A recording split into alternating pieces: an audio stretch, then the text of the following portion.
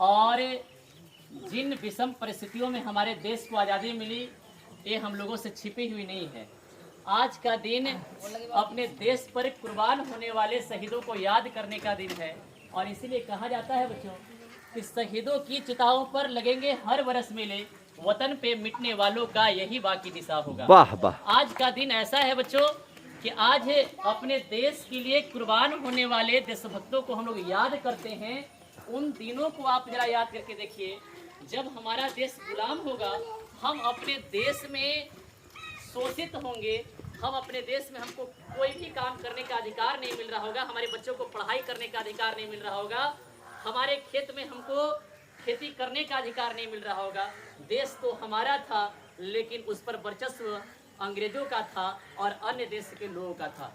कितना खराब लगता होगा, किस किन परिस्थितियों से हम लोग गुजरते होंगे, लेकिन हमारे देशभक्तों ने अपने जान की परवाह किए बिना हम लोगों को लड़ा हमारे देश के लिए, और आज हम लोग स्वतंत्र भारत के नागरिक हैं। और एक बात बता देते हैं बच्चों कि सबसे अधिक तेजी से अगर विकास करने वाला अगर पूरी दुनिया का कोई देश है तो वह है अपना देश भारत, जिसने इस 76 वर्ष की आयु में, आजादी के बाद इसकी आयु 76 वर्ष की मान लेते हैं, इस 76 वर्ष की आयु में विश्व का तीसरा सबसे बड़ा अर्थव्यवस्था का देश है। वाह। इन्हें जहां हम लोगों को लूट खसोट कर अंग्रेजों ने छोड़ दिया था, जिस सोने की चिड़िया में से सोना निकाल लिया गया था, लेकिन हम लोगों ने, जो हमारे देश का राष्ट्रीय नारा है श्रम एवं जयते, श्रम की जीत होती है, अपने परिश्रम के बल पर, अपने मेहनत के बल पर हम लोगों ने दिखा दिया कि कैसे सोना निकाल लिया तुमने, हमको विषम परिस्थिति में नोच खसोट कर छोड़ दिया, लेकिन उसके बाद भी दुनिया की तीसरी अर्थव्यवस्था अपना भारत देश है। और इतना ही नहीं बच्चों, अंतरिक्ष विज्ञान के क्षेत्र में जो कारनामा दुनिया के किसी देश ने नहीं किया, वो कारनामा हम लोगों ने किया। आप लोगों ने देखा अभी हाल फिलहाल में बच्चों चंद्रयान 2 का प्रक्षेपण किया गया, जो चंद्रमा के सबसे करीब और सबसे ढंग से फोटो खींचने का जो है हम लोगों को श्रेय प्राप्त हुआ है।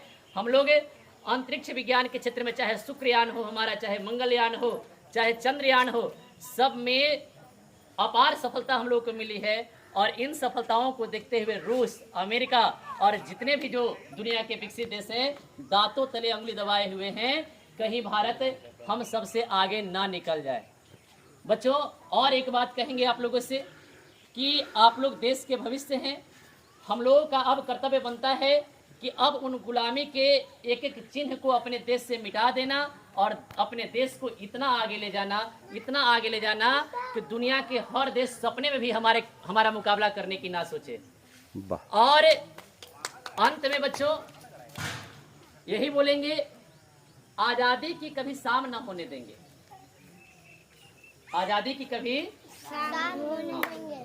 बची हो जो एक भी बूंद गर्म लहू की, इस भारत माता का आंचल नीलाम ना होने देंगे।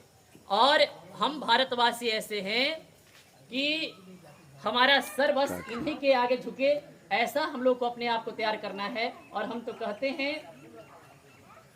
सर झुके बस उनकी शहादत में, जो मिट गए हमारी हिफाजत में।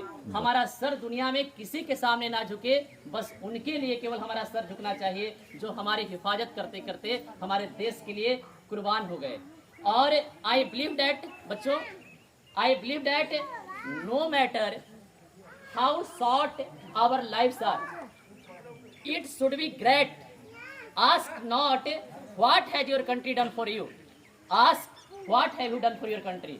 हम लोग, इसका मतलब हो गया बच्चों, एक कोई मतलब नहीं रहता है। भगत सिंह बहुत कम उम्र में चले गए, चंद्रशेखर आजाद, सुखदेव, ये सब अपनी जवानी ना देख पाए।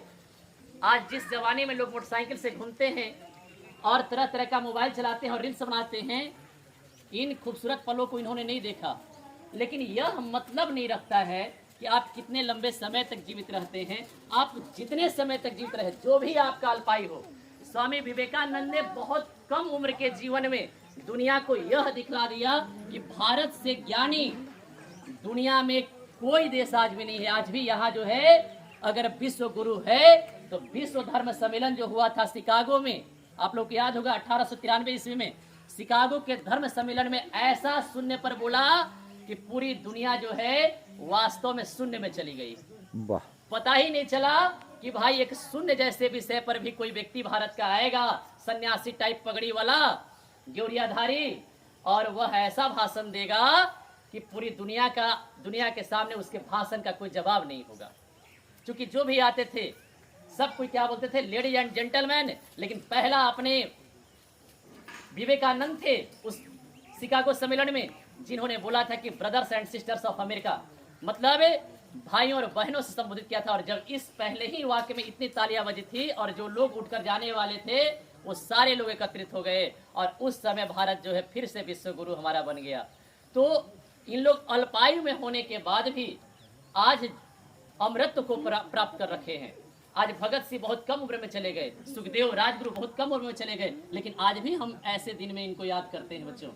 तो ये मतलब नहीं है कि हम कितने वर्ष तक जी रहे हैं। 27 हो गए और कोई हमको जान ही नहीं रहा है। ऐसे 27 होने का क्या फायदा, 100 वर्ष जीने का क्या फायदा, जब लोग आपको जाने ही नहीं, देश आपको जाने ही नहीं, और बहुत कम उम्र में इन लोगों ने ऐसा कारनामा किया कि पूरी दुनिया आज इनका नाम लेती है और गर्व और फक्र होता है हम लोग को। हम लोग भी ऐसे ही देश के नागरिक हैं जिस देश में ऐसे महापुरुषों ने जन्म लिया है। ऐ बातें हवाओं को बताए रखना, रोशनी होगी चिरागों को जलाए रखना। ये बातें हवाओं को बताए रखना, रोशनी होगी चिरागों को जलाए रखना। जिस तिरंगे की हिफाजत की हमने जान देकर, उस तिरंगे को हमेशा दिल में बसाए रखना। इन्हीं सभी बातों को बोलते हुए हम अपनी वाणी को विराम देते हैं। जय हिंद, जय भारत, जय झारी गांव, जय हमारा विद्यालय परिवार। वाह। बोला।